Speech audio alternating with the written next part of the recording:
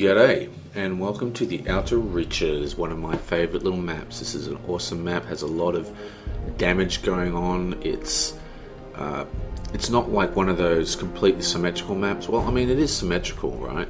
But because it's symmetrical on the diagonal, you find that players find it hard to see that way. I do know players that rotate the map to simulate the symmetricalness of it, but you find that most people will call this map a pretty good action map. And we have a guy called YeyenKO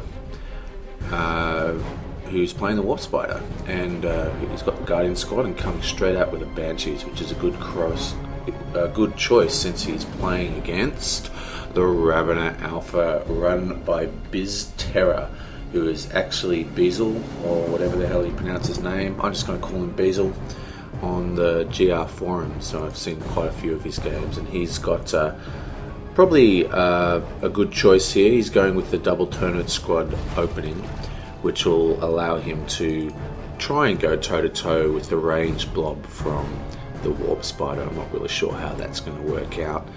He does have the Banshees, of course, which is a very, very powerful melee unit. But the thing is, with crippling poison and double Terminate squads, they might not ever really be able to get too close. I mean, they do have fleet of foot, but not quite yet. YeyenKO is complaining about lag. That name reminds me of Battle Angel Leader for some reason.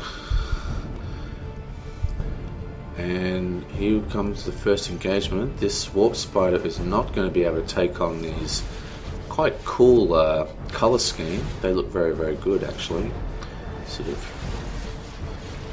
a little bit tinge of red. I'm not usually a big fan. Oh no! What are you doing?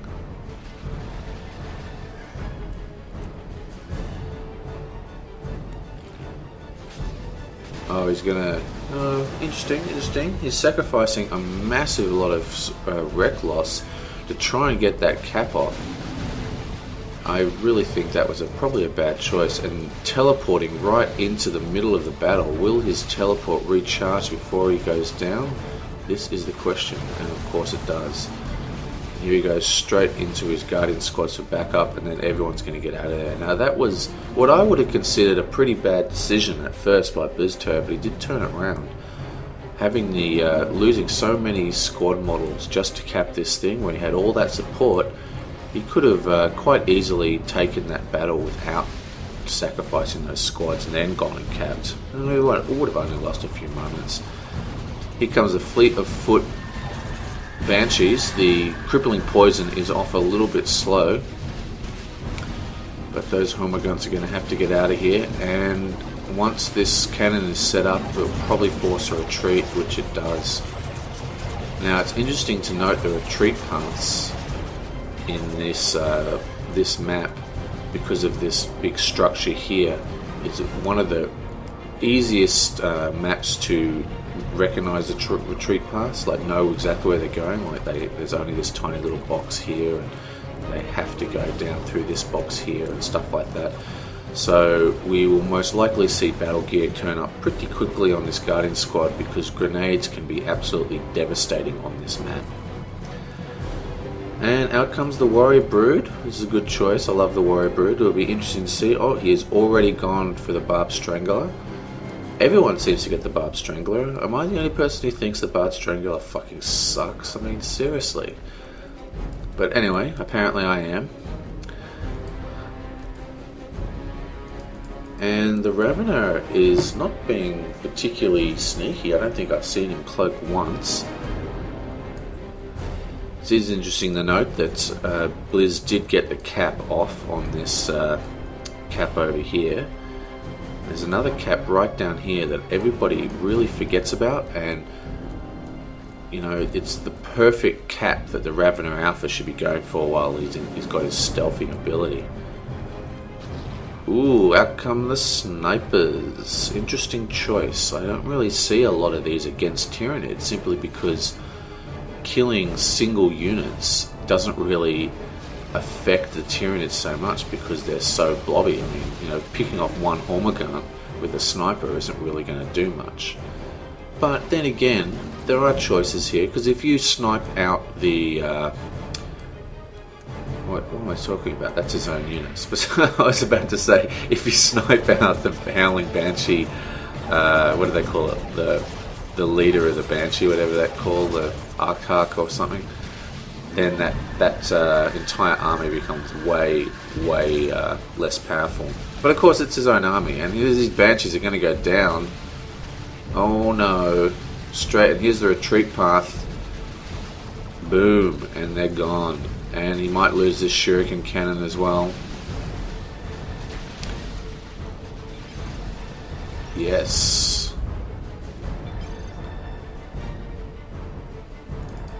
Well, maybe I've picked the wrong replay.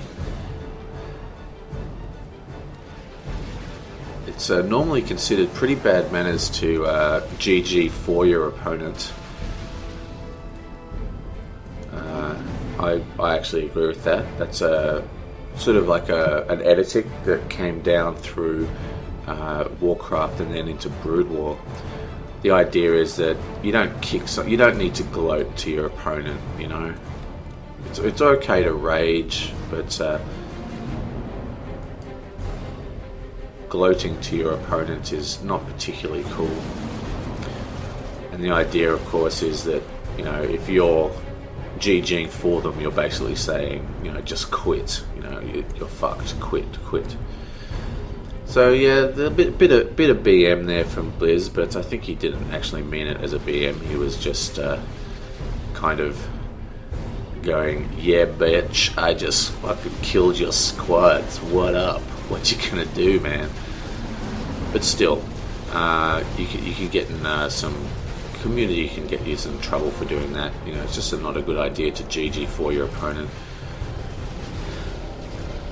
Okay, so we'll see how YeyenKO is going to come back from this. I mean, if he can, Blizz is using this opportunity to. He's chasing down his units. He looks like he's going for a base raid, but he really should be taking out that power farm while there is absolutely zero way for YeyenKO to defend against it. I mean, if he takes out this power farm, then YeyenKO is absolutely screwed, definitely. But while that power farm is still collecting resources, YeyenKO will be able to make a comeback if he plays really well. And here he goes, he's finally got the chase and he's on the thing, but it's a little bit late because he has got tier 2 and got the warp and got a warp spider and a Wraithguard squad out, so basically, even though we did have that crushing defeat, his army is actually back to being pretty scary. Nice sort of teal grey. That's actually very similar to how I actually paint my towels. Almost that exact same colour scheme.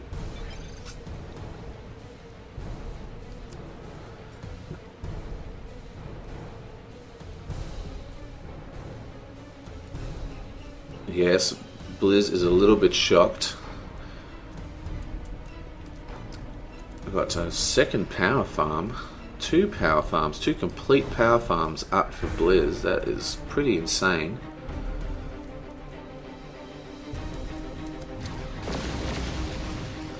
There you saw, did you see how that shot from the Wraithguard actually shot in front of them? It was a little bit mistimed, but he did use the attack ground ability rather than letting it auto fire, which is how you're meant to use those Wraithguards. And this warp spider's got to get out of there pretty quickly.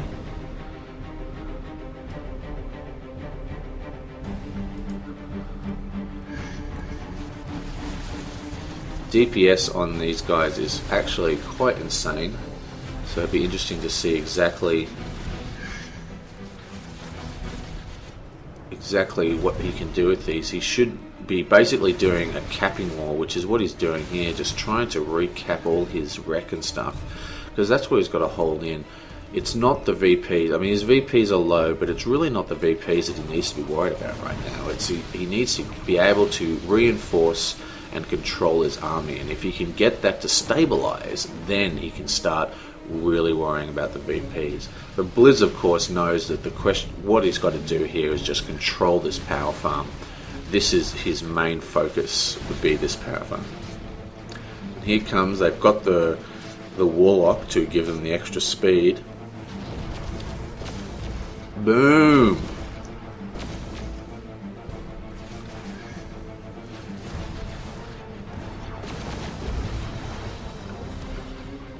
And here comes, where's his Warp Spiders for backup?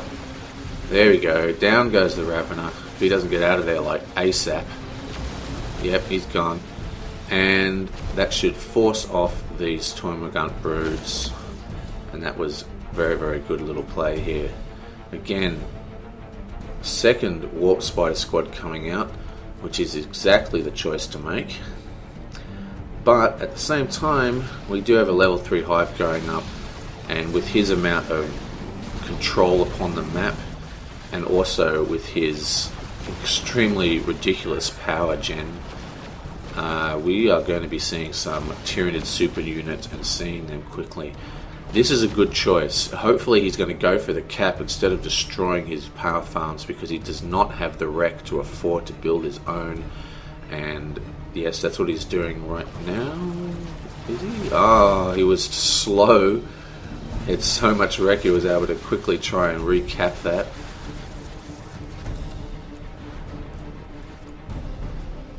Blizz tried to put a second cap on top of that to just slow him down a little bit.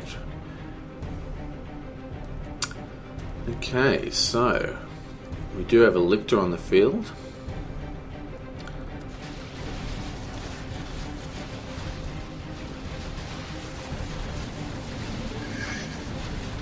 Oh wait, it's the Lictor that has the... Oh man, I'm completely fucking confused. The Raveners, of course, don't have stealth. But the Lictor is the perfect way to deal with these Wraith Guards, though of course with 2 Warp Spider squads and the Warp Spider hero, the DPS is pretty insane, so some quick reactions to push him back by attacking that Lictor would save those guys. This is what they did, and what he really needs to build now, if he can afford it, is a mobile reinforcement platform, and then he will be in actually a very powerful position. But of course, the Wreck Bleed is holding Blizz back, but you know, once those super unit comes out, it might be a real problem. And now we're at that stabilized point I was talking about before, where he can now split his army up and try pretty hard to recap the map. He's getting the VP.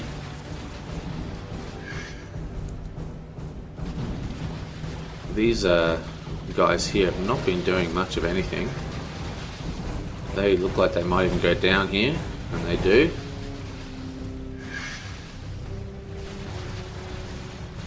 And the Warp Spider even goes down. A bit of loss of micro control here. He pretty much needed to play perfectly, but this is a tremendous comeback considering that early loss. Nice game sense by Blizz to Bezel, or whatever the hell you pronounce your name, to recognise that the VP caps is going off and heading up there.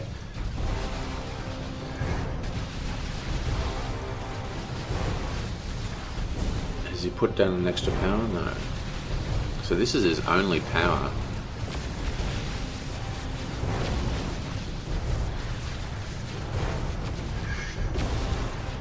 Nice, he takes out a squad with that teleporting ability, but now that his ability is used, he's in a much worse position.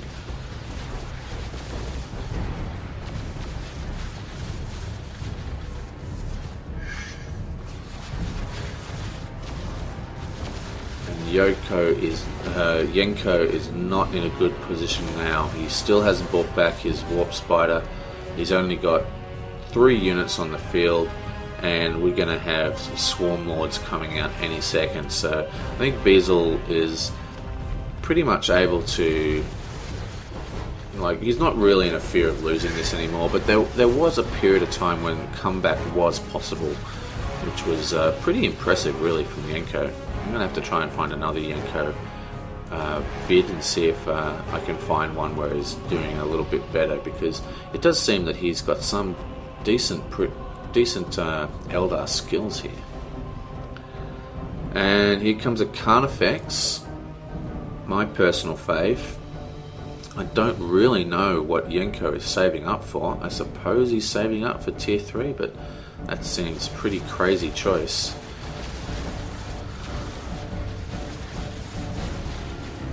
Wow, the DPS on those warp spiders is so insane, it's awesome.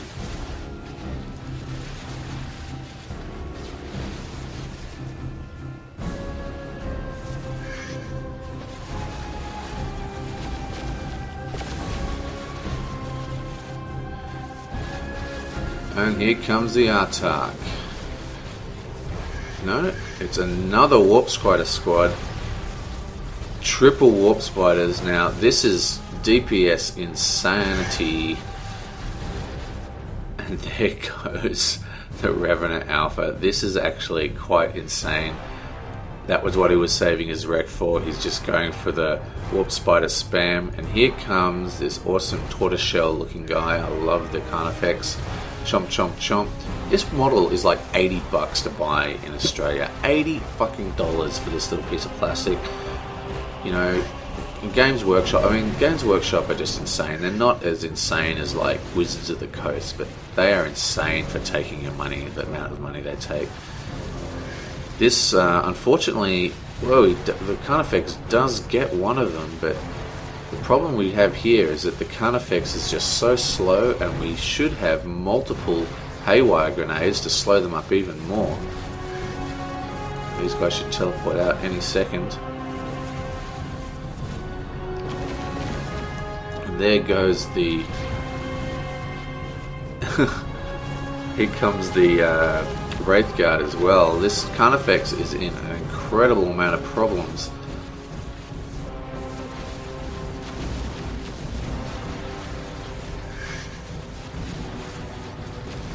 But all he needs to do is stop that cap, get that cap. He's got to go straight for that cap because he's at 16 points versus 400.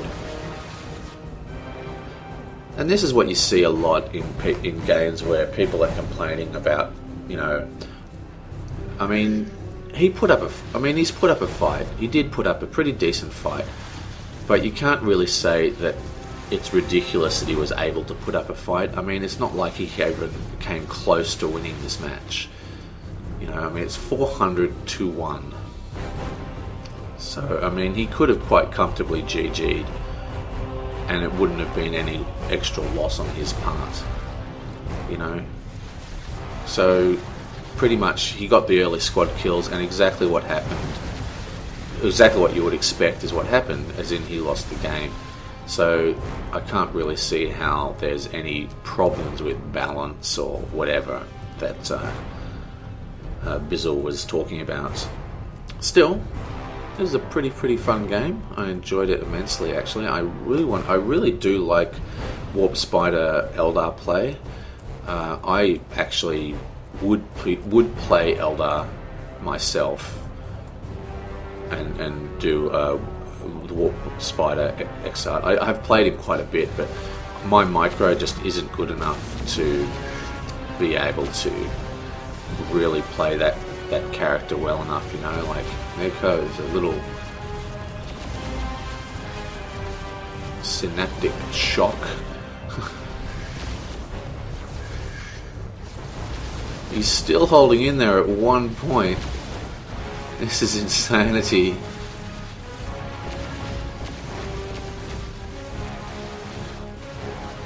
Oh, almost loses that squad.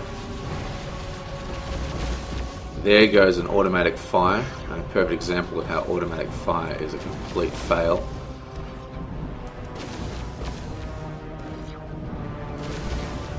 Now, he of course is going straight, and we do have one squad up the top doing the cap, and that'll be game.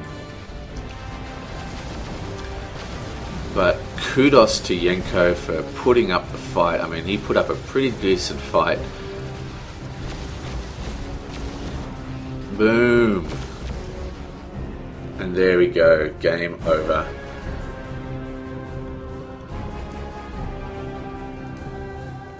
Okay. Now, if you're wondering why the videos have come a bit slower, it's because Skyrim came out and I've been madly playing that game. It's fucking awesome. Like, I can't believe how awesome it is. And yeah, so I've been playing that game a lot, so I just haven't had time.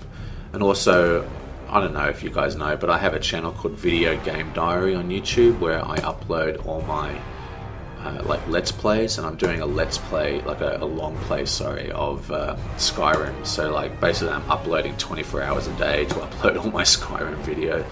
So that's why it's been a bit slow for the Dawn of War. I haven't forgotten it though. I'm really keen on keeping going with this, and I will see you next time. But there is one they fear. In their tongue, he is Dovahkiin, Dragonborn. Holy shit, what is this? Forged in God's very flames. Do mine eyes tell me lies? A new Elder Scrolls game. Time is nigh, I must fly, venture forth on my quest. Goodbye Ma, goodbye Pa, and goodbye girlfriend's breasts. I'll be off as a rough, catch you later, Hyrule. I'll be gone, I'll be on, I'm no longer your fool. The crab filled the gap while I waited to begin the adventure of my life in the land of Skyrim.